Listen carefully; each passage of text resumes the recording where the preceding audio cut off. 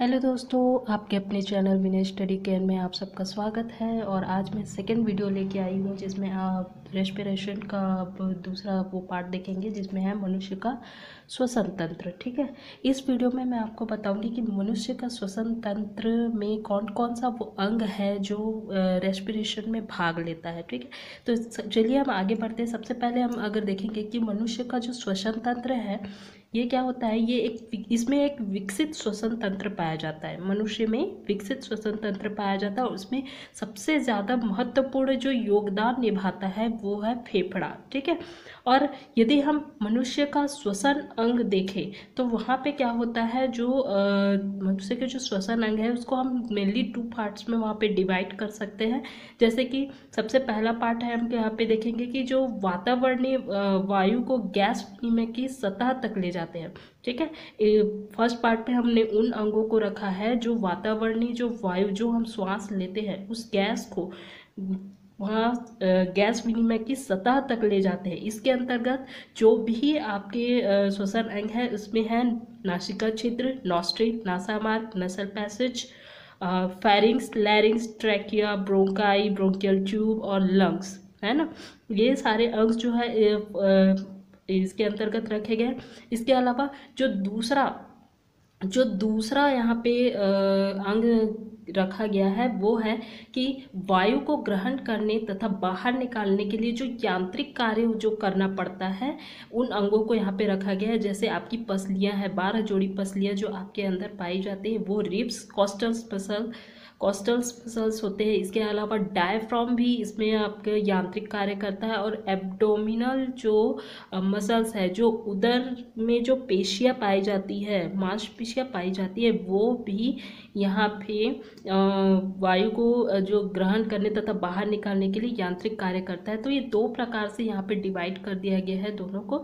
ठीक है, इसके अलावा हम अगर श्वसन अंग की ओर चलते हैं, है ना, मनुष्य में कौन कौन सा श्वसन अंग है, अगर उसकी हम संरचना देखेंगे तो सबसे पहले आता है नॉस्ट्रिल। ठीक है, ये यहाँ पे आप देख सकते हैं, ये नॉस्ट्रिल। ठीक है, ये जो है आपका ये मुंह के जस्ट ठीक ऊपर स्थित होता है। यहाँ पे आप देख सकते हैं ये आपका ओरल कैविटी होता है। ये ओरल कैविटी के जस्ट ऊपर आपका ये नॉस्ट्रिल उपस्थित होता है। ये आप समझ सकते हो कि ये जो नासा मार्ग होता है ये इसका ओपनिंग होता है। ठीक है, इसके अलावा हम इसमें आते हैं नसल पैसेज या नासा छिद्र। ठीक है, आप जब अपने मुंह के ऊपर देखेंगे तो जो छिद्र वहाँ पे आपके नाक में पाया जाता है उसी को बोला जाता है नासा मार्ग या नासा छिद्र। ठीक है, तो ये श्वसन तंत्र का प्रथम भाग है जो श्वास लेने में मदद करता है। ये 2 नलिकाओं के रूप में होता है और इसके बीच में एक सेप्टा होता है जो इन नलिकाओं को 2 भाग में डिवाइड करता है। ठीक है, इसके अलावा जैसे हम देखेंगे कि ये जो है जाके इन नसल कैविटी में खुलता है। ठीक है, और इस पे एक चीज़ बता दूं कि ये जो नासा छिद्र है वो जो है म्यूकस झिल्ली या म्यूकस ग्रंथियों से मिलकर बना होता है जिसमें श्लेष्मा होती है। जैसे हम श्वास लेते हैं, वायु अंदर जाती है तो वायु के साथ धूलकण या फिर जर्म्स भी साथ में होते हैं। तो वो क्या करता है, जो श्लेष्मा है वो इन धूल कणों को वहाँ पे क्या करता है, श्लेष्मा से चिपक जाता है और वो फेफड़े तक नहीं पहुँच पाता। ठीक है, इसके अलावा ये कहेंगे कि ये जो हमारा जो नासा छिद्र है वो कार्टिलेज का बना होता है जिससे हम श्वास लेते हैं तो दो आपस में दोनों जो है चिपकते नहीं हैं। ठीक है, अब आगे बढ़ते हैं। तो ये जो नसल कैविटी है आप यहाँ पे देखेंगे कि ये फेरिंग्स में खुलता है, ये फेरिंग्स जो है इसमें नसल कैविटी ये फेरिंग्स पे खुलता है। फेरिंग्स को तो हम 3 भागों में विभाजित कर सकते हैं। सबसे पहले जो है वो यहाँ पे 3 भागों में विभाजित है। जो सबसे पहले हम 3 भाग में विभाजित है, नसल फेरिंग्स होता है, ओरल फेरिंग्स होता है और लेरिंगो फेरिंग्स होता है। तो जो सबसे पहले जो है ये जो है यहाँ पे नसल फेरिंग्स होता है, यहाँ पे नसल जो फेरिंग्स होता है। और इसके अलावा हम यहाँ पे देखेंगे एक दूसरा जो होता है जो नाक की ओर खुलता है। ठीक है, अब दूसरा जो होता है मध्य में वो होता है ओरल फेरिंग्स जो मुख की ओर यानी मुंह की ओर खुलता है। और तीसरा जो होता है वो लैरिंग्स की ओर खुलता है। ठीक है, जो आपका ये लैरिंग्स है ये लैरिंग्स की ओर खुलता है। तो फेरिंग्स जो 3 भागों में वहाँ पे डिवाइड होता है। ठीक है, यहाँ पे एक और संरचना बताई जा रही है एपिग्लोटिस। ये एपिग्लोटिस क्या होती है, ये जो भी भोज्य पदार्थ है उसको नसल छिद्र की ओर जाने से रोकता है। ठीक है, इसके अलावा हम देखेंगे ये जो फेरिंग्स है यहाँ पे लिरिंगो फेरिंग्स के माध्यम से लिरिंग्स में खुलता है। ठीक है, ये लिरिंग्स जो है यहाँ पे हम ये स्ट्रक्चर दे सकते हैं। लैरिंग्स को हम देख सकते हैं, इसको हम वॉइस बॉक्स भी कहते हैं या फिर एडम्स एप्पल के नाम से भी जाना जाता है इसको, या कलेक्टिंग साउंड बॉक्स भी कहते हैं, या ट्रू वोकल कॉर्ड भी कहा जाता है। लैरिंग्स को जो भी आवाज़ आपकी निकलती है ये लैरिंग्स के माध्यम से ही निकलते हैं, इसलिए इसको ट्रू वोकल कॉर्ड भी कहा जाता है। ठीक है, ये जो लैरिंग्स है ये आगे जाकर यहाँ पे ट्रैकिया में खुलती है, जो कि आपकी श्वसन नली है, ट्रैकिया में खुलती है। ये ट्रैकिया जो है आपकी 12 सेंटीमीटर,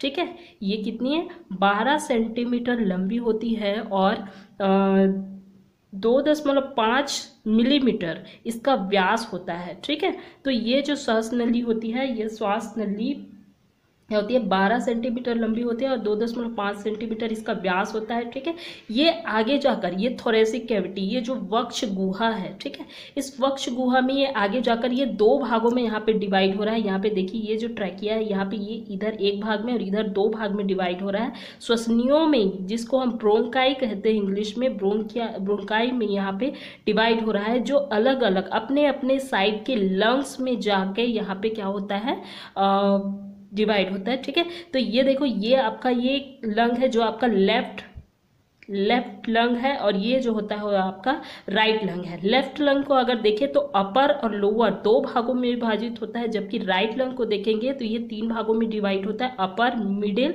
और ये लोअर। ठीक है, ये जितना हिस्सा है ये अपर वाला और जितना ये मैंने कलर किया हुआ ये मिडिल भाग होता है लंग का और ये जो लोअर हिस्सा होता है। ठीक है, तो लंग्स जो है 3 भागों में डिवाइड होता है। यहाँ पे हम बात कर रहे थे ब्रोंकाई की। ठीक है, श्वसिया जो ट्रैकिया जो है अपने अपने साइड से 2 भागों में डिवाइड हो जाता है, जिसको हम बोलते हैं ब्रोंकाई। ठीक है, तो यहाँ पे ब्रोंकाई अगर हम देखें ये लेफ्ट लंग्स में जा रहा है तो इसको हम बोलेंगे लेफ्ट प्राइमरी ब्रोंकस। ठीक है, ब्रोंकाई जो है बहुवचन है इसलिए ब्रोंकाई है, और अगर आपको सिंगुलर प्रोनाउंसिएशन करना है तो वहाँ पे वो ब्रोंकस हो जाएगा। ठीक है, तो लेफ्ट प्राइमरी ब्रोंकस, और इसी प्रकार से हम यहाँ पे देखेंगे तो ये राइट साइड में जो लंग्स में जा रहा है वो होता है राइट प्राइमरी ब्रोंकस। ठीक है, तो ये जो ब्रोंकाई है वो प्रत्येक जो ब्रोंकाई है वो अपने अपने साइड के लंग्स में जाके खुलता है। यहाँ पे हम देखेंगे कि ये फेफड़े में जाके यानी लंग्स में जाके और कई पतली पतली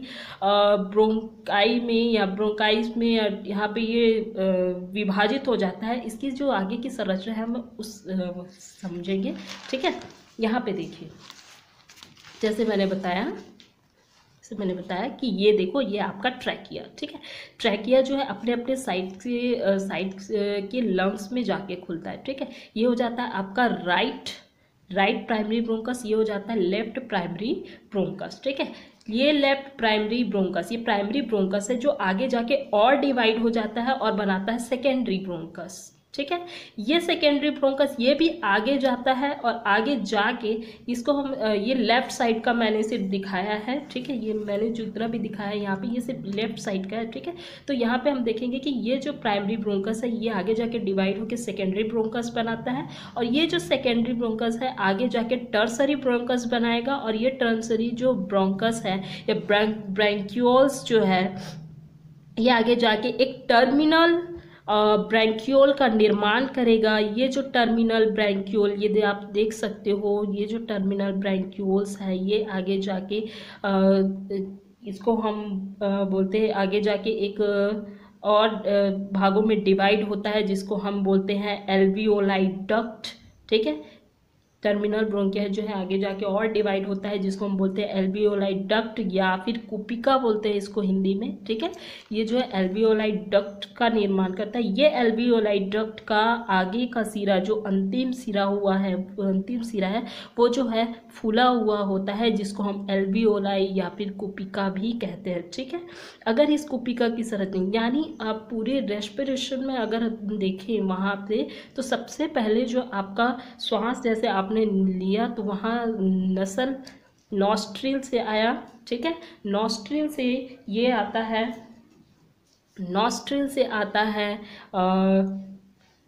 नसल पैसेज में, फिर नॉस्ट्रिल,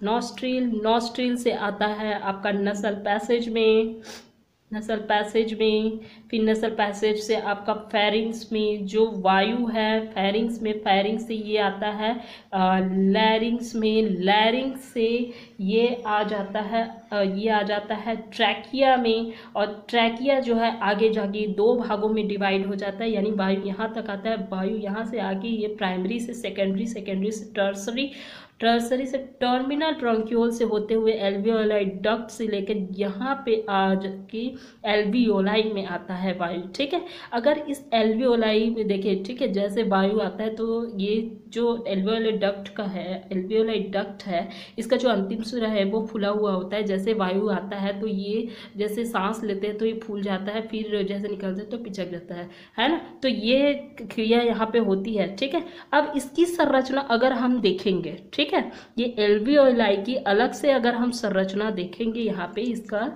अगर, तो ये देखो यहाँ पे क्या होता है, ये आपका एल्वियोलाई वाला संरचना होता है। ठीक है, एल्वियोलाई। इसके अलावा देखो यहाँ पे मैंने कुछ ऑरेंज कलर से कुछ नलिकाएं बनाई हुई हैं। ये होता है आपका पल्मोनरी आर्टरी, समझते हो, जो पल्मोनरी धमनी है ये इस एल्वियोलाई की दीवार से चिपकी हुई होती है। इसके अलावा मैंने नीले कलर में एक और यहाँ पे नलिकाएं बनाई हैं, ये होता है पल्मोनरी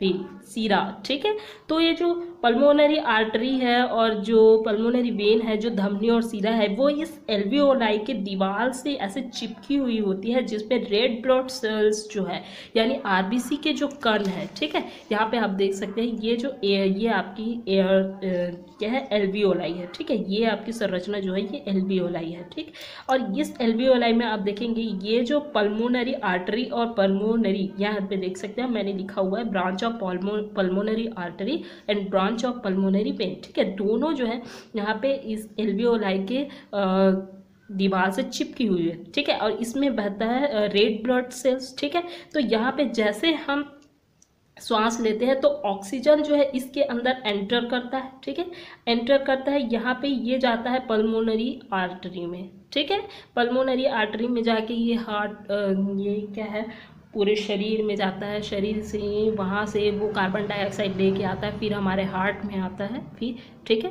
हमारे हृदय में आता है, हृदय से फिर क्या किया जाता है वहाँ पे उसको प्योरीफाई किया जाता है और कार्बन डाइऑक्साइड को फिर से यहाँ पे छोड़ के यहाँ पे बाहर निकाला जाता है। ठीक है, यहाँ पे क्या किया जाता है, बाहर निकाला जाता है। तो ये इस प्रकार से यहाँ पे सारी जो क्रियाएं हैं वो होती है। तो यहाँ पल्मोनरी आर्टरी यानी धमनी और सिरा जो है इसी एयर सेक से या फिर इसी एल्वियोलाई से जुड़ी हुई होती है, जो गैस एक्सचेंज में इसकी हेल्प करता है। ठीक है, तो ये जो जितना भी हमने देखा, तो यहाँ पे एक क्वेश्चन ये आता है कि आपके पास क्वेश्चन ये आएगा कि आपको अंगों के नाम दे दिया जाएगा और आपसे पूछा जाएगा कि क्रम बताइए, है ना, वायु मतलब अंगों का क्रम बताइए कि श्वसन पहले कहाँ जाता है। ठीक है, तो सबसे पहले आपने यहाँ पे देखा कि सबसे पहले जो वायु है वो नॉस्ट्रिल में जाता है, नॉस्ट्रिल से वहाँ पे नसल पैसेज में जाएगा, नसल पैसेज में जाएगा, नसल पैसेज से वो जाता है लैरिंग्स में, लैरिंग्स से ये जाता है फेरिंग्स में, फेरिंग से, फिर फेरिंग से आपका ये जाएगा, यहाँ पे मैं इसको काट देती हूँ, ये लैरिंग्स में। ठीक है, लैरिंग से ये जाता है आपका ट्रैकिया में, जो श्वसन नली है ये ट्रैकिया में जाता है। ट्रैकिया जो है आगे जाके दो भागों में डिवाइड हो जाता है, ये जाता है ब्रोंकाई में। ठीक है। ब्रोंकाई से ये जाता है लंग्स में, ठीक है। और लंग्स में वहाँ पे क्या होता है, एल्वियोलाई होता है, एल्वियोलाई होता है जिसमें पल्मोनरी सीरा और धमनी जो है होता है, जो गैस एक्सचेंज में वहाँ पे हेल्प करता है। उसी धमनी और सीरा में रेड ब्लड सेल्स यानी जो आपका RBCS है ना, रेड ब्लड सेल्स है, वो जो बहते रहता है, वही कार्बन डाइऑक्साइड और ऑक्सीजन का वहाँ पे परिवहन करने में हेल्प करता है। तो ये दोस्तों ये वीडियो जो था मनुष्य के श्वसन तंत्र के बारे में था। अगर आपको कहीं पे समझ में नहीं आया तो कमेंट सेक्शन में कमेंट कर दीजिएगा। धन्यवाद।